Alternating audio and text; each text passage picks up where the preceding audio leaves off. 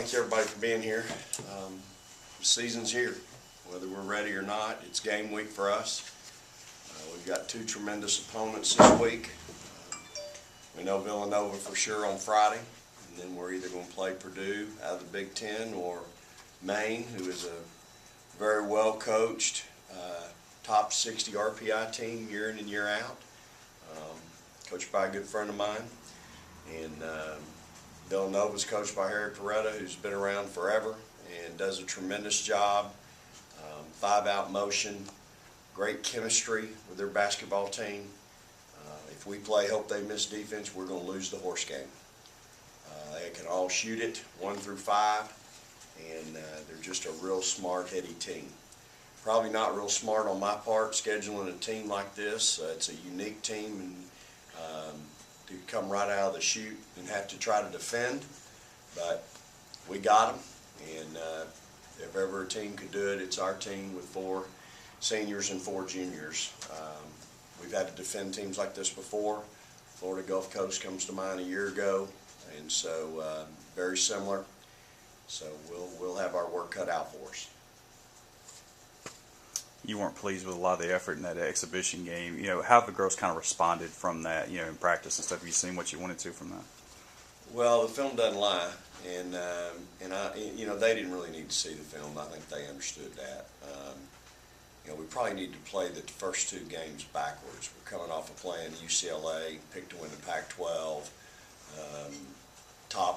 They're ranked ahead of us in every poll. So if we're ranked 7th, they're ranked 6th or 5th. If we're ranked 10th, they're ranked 8th or 7th. So we had played really well in that scrimmage, and so to come back and play the Division II, win by 26, and have the coach not real happy.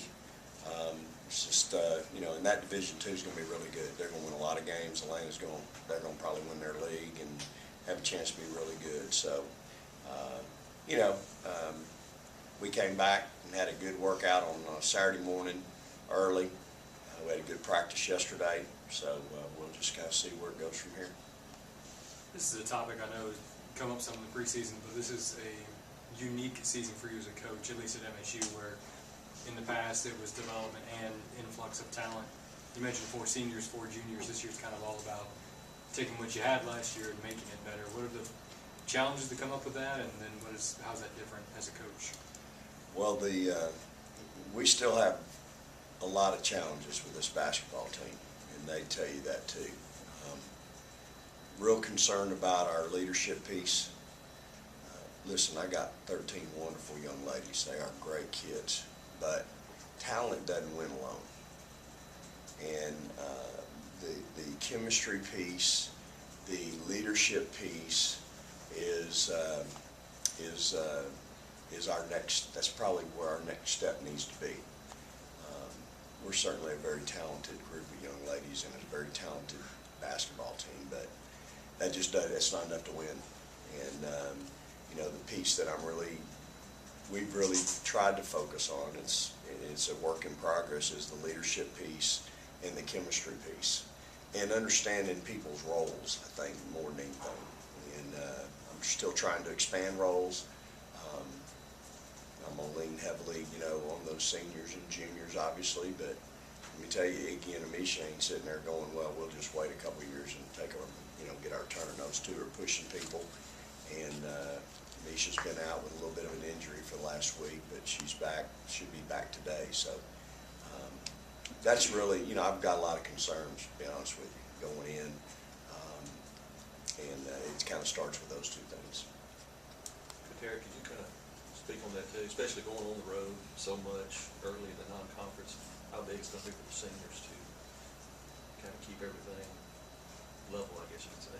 Well, it started yesterday, but it starts today in practice, getting everybody focused and just teaching the new ones what we do on the road and how to act on the road, and show them that we got to be focused and we got a game plan that we got to go in and execute.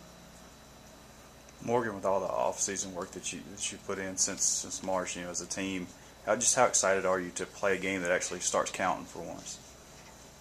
I think it's exciting to see all the work that we've done, and like actually get to play and see it against other people besides us.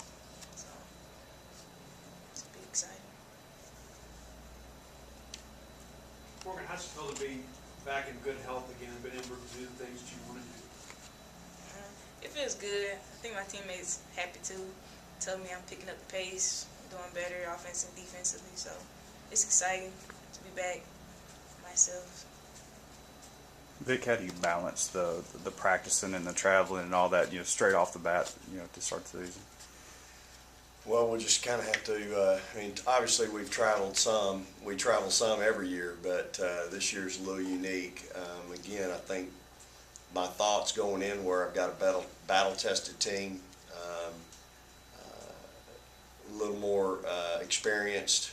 So what we may not be able to do with talking about hours a week and days in the week where we practice, maybe the less reps won't hurt us because we've had these reps throughout the course of their career. As a coach, you always have you have a comfort. There's a level of comfort with certain players, and I've got a level of comfort with certain players, and so those kids have got to continue to work hard and develop and get better. But when the bus loads, in the back of my mind is as long as I see certain ones, I know they'll be ready when the lights come on. Year in and year out, they've been ready to play. Morgan is back, and she's back to her old self, and that really makes us a different team, really. She's also added the half-court piece, trying to take responsibility and run her team, just like a quarterback would.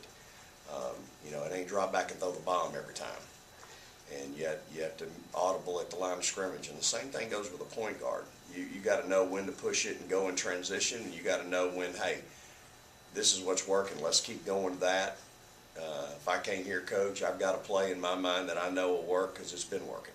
And so I think she's added that piece. Ketara's really come on to me in the last couple of weeks and is really practicing well.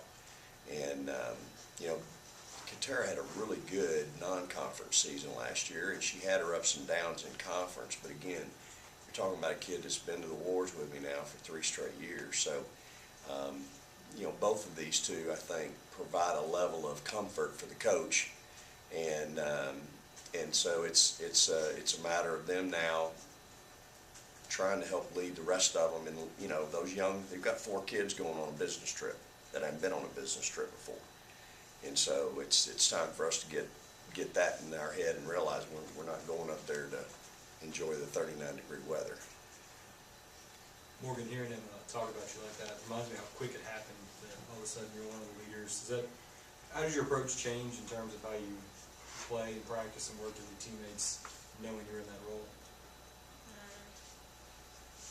Gotta step outside my comfort zone. I gotta do things that I know I haven't done before. I gotta talk more. I'm not used to doing all that talking. I gotta be a coach on the floor. I've been calling out plays, so that's something different. And it's been going fast on the shot clock because coach been saying, you're calling a play with 11 seconds. So I've been calling plays a lot early and getting good shots from my teammates. So it's been interesting. Coach, you talk about the improvement of the inside play, Chinway and T.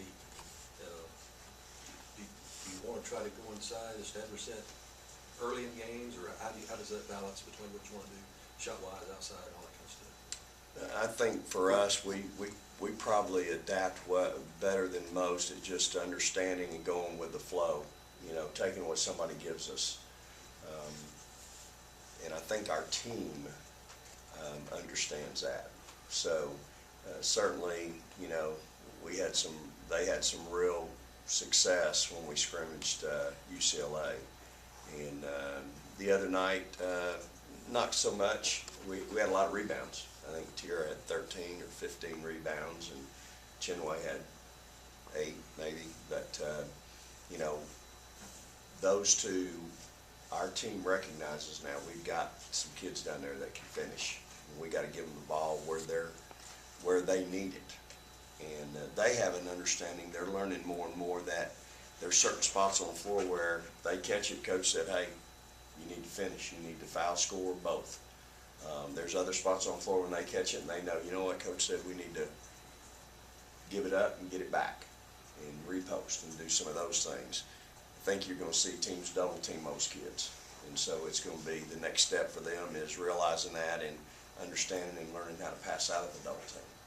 So, you know, that's going to be key for us. No question about it as we move on down the line is we've got a couple of aircraft carriers in there. We've got to make sure we keep developing them. Coach Harris has done a tremendous job developing those kids. And those kids have got to understand now, it's not just about offense. You saw the other night. You're going to come in, you're going to have to guard. And if you're giving up inches, if you're bigger than someone, you're also giving that up on the other end, which sometimes is a problem due to quickness or the ability to stretch the floor and shoot it. And that's what we're fixing to see with Villanova. And so these, you know, Chinway and Tierra both are going to be really challenged having to step out there at the three-point line and guard. Any other questions?